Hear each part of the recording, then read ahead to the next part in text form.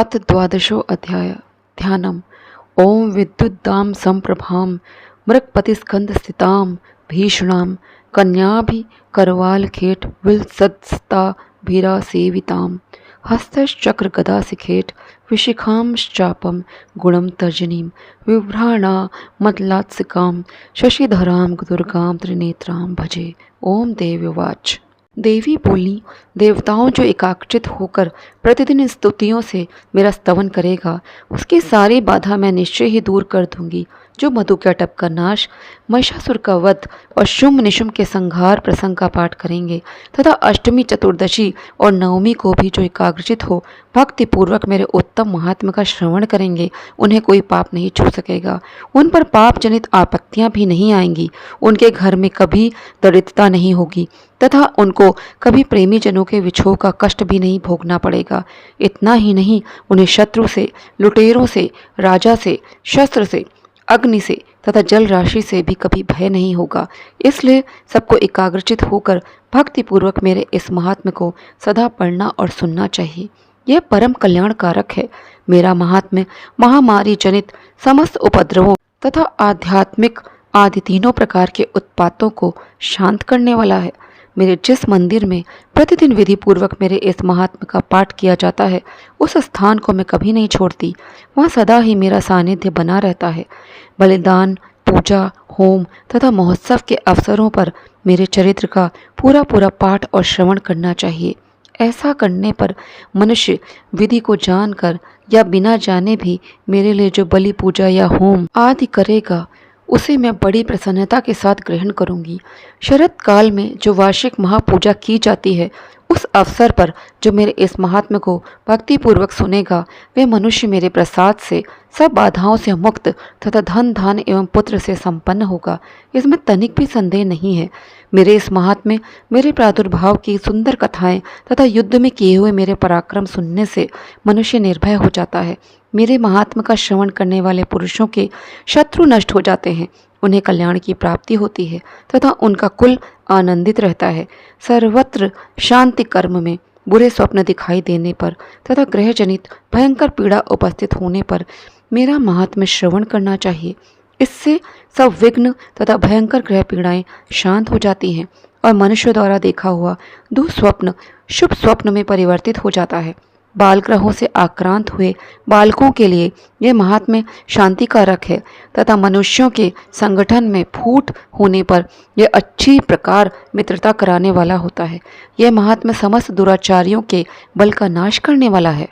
इसके पाठ मात्र से राक्षसों, भूतों और पिशाचों का नाश हो जाता है। मेरा यह सब महात्म्य मेरे सामीप्य की प्राप्ति कराने वाला है। पशु, पुष्प, अर्घ, धूप, दीप, गंध आदि उत्तम सामग्रियों द्वारा पूजन करने से, ब्राह्मणों को भोजन कराने से, होम करने से, प्रतिदिन अभिषेक करने से, नाना प्रकार के अन्य भोगों का अर्पण करने से तथा दान देने आदि से 1 वर्ष तक जो मेरी आराधना की जाती है और उससे मुझे जितनी प्रसन्नता होती है, उतनी प्रसन्नता मेरे इस उत्तम चरित्र का एक बार श्रवण करने मात्र से हो जाती है। यह महात्म्य श्रवण करने पर पापों को हर लेता है और आरोग्य प्रदान करता है। मेरे प्रादुर्भाव का कीर्तन समस्त भूतों से रक्षा करता है तथा मेरा युद्ध विषयक चरित्र दुष्ट दैत्यों का संहार करने वाला है। इसके श्रवण करने से मनुष्यों को शत्रु का भय नहीं रहता। देवताओं, तुमने और महर्षियों ने जो मेरी स्तुतियां की हैं तथा ब्रह्मा जी ने जो स्तुतियां की हैं, वे सभी कल्याणमय बुद्धि प्रदान करती हैं।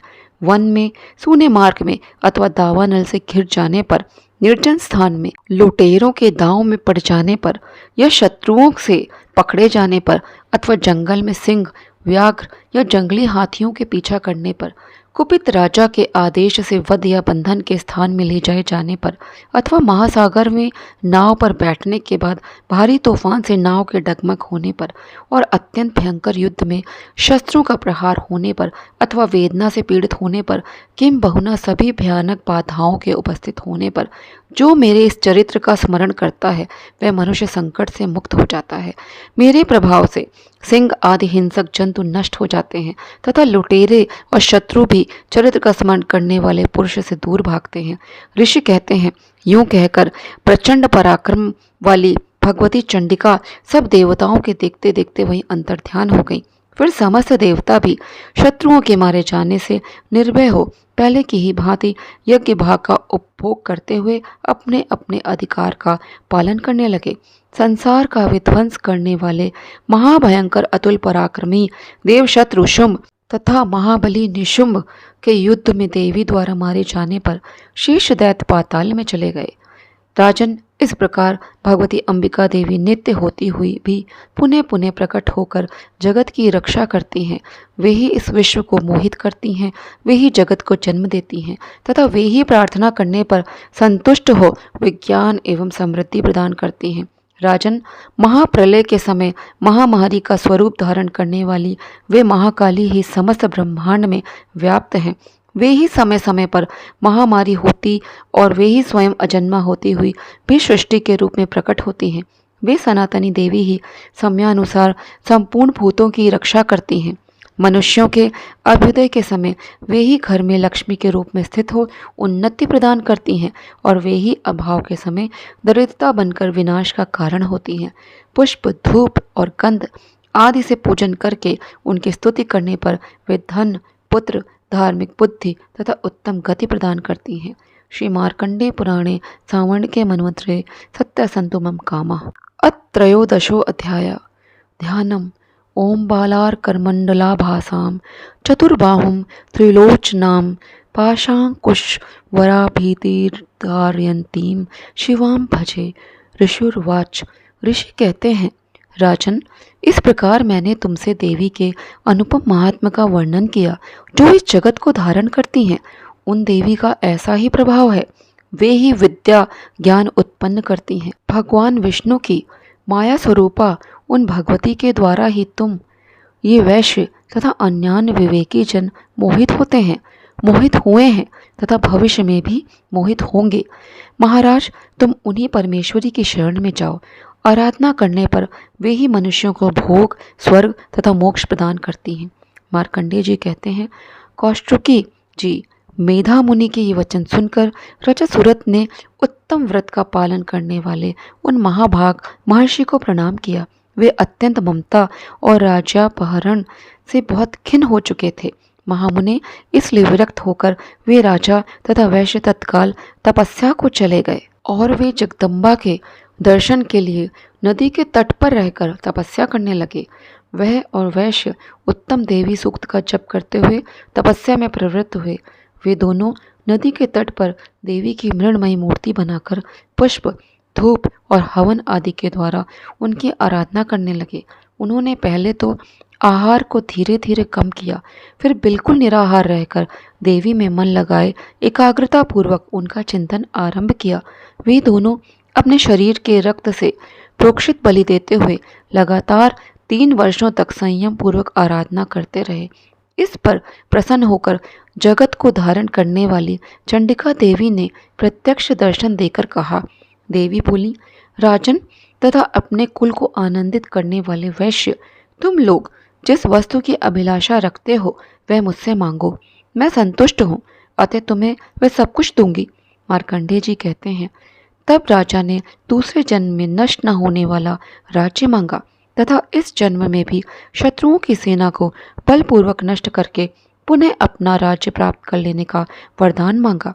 वैश्य का चित्त संसार की ओर से खिन्न एवं विरक्त हो चुका था और वह बड़ा बुद्धिमान था, अतः उस समय उसने ममता और अहंता रूप आसक्ति का नाश करने वाला ज्ञान मांगा।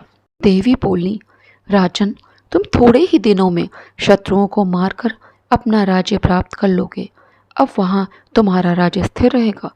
फिर मृत्यु के पश्चात तुम भगवान विवस्वान सूर्य के अंश से जन्म लेकर पृथ्वी पर सावर्णिक मनु के नाम से विख्यात होगे। वैश्यवर, तुमने जिस वर का मुझसे प्राप्त करने की इच्छा की है उसे देती हूँ। तुम्हें मोक्ष के लिए ज्ञान प्राप्त होगा। मार्कंडेय जी कहते हैं, इस प्रकार उन दोनों को मनोवांछित वरदान देकर उनके द्वारा भक्तिपूर्वक अपनी स्तुति सुनकर देवी अंबिका तत्काल अंतर्ध्यान हो गईं। इस तरह देवी से वरदान पाकर क्षत्रियों में श्रेष्ठ सुरत सूर्य से जन्म ले सावर्णी नामक मनु होंगे। श्री मार्कंडेय पुराणे सावर्ण के मन्वंतरे सत्य संतुमम कामः। दोस्तों, आज का वीडियो मैं यहीं पे समाप्त करती हूँ। आगे भविष्य में भी और उपयोगी वीडियो लेके फिर प्रस्तुत होंगी। जय श्री कृष्णा, जय श्री राधे।